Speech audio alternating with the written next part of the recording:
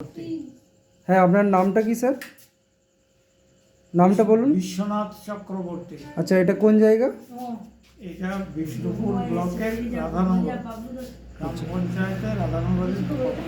আচ্ছা, এই ফর্মুলাটা আপনি কদিন খাচ্ছেন?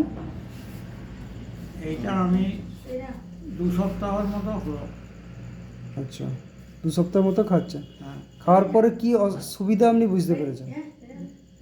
না, সুবিধা কিছু হয়েছে।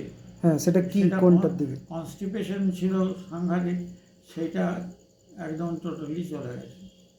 2 সপ্তাহের মধ্যে আপনার আজকেই বললেন একটা ভালো ন্যাড় বেরিয়েছে পায়খানার মাধ্যমে।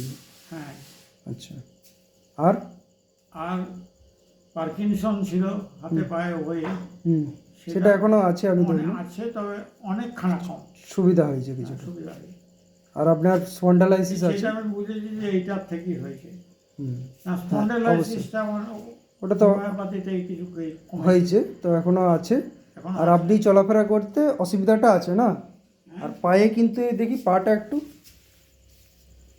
পায়ে এই যে আপনি চলাফেরা করছেন না, এই পাটা একটু আগে দিতে পারেন। এই পাটা যন্ত্রণা নেই, এই পাটা আছে। পায়েগুলোর মধ্যে সোয়েলিং আছে আর আপনার রেডনেস একটা আছে, ঠিক আছে? তা হতে পারে। হ্যাঁ, স্কিনের মধ্যে এটা চলে যাবে।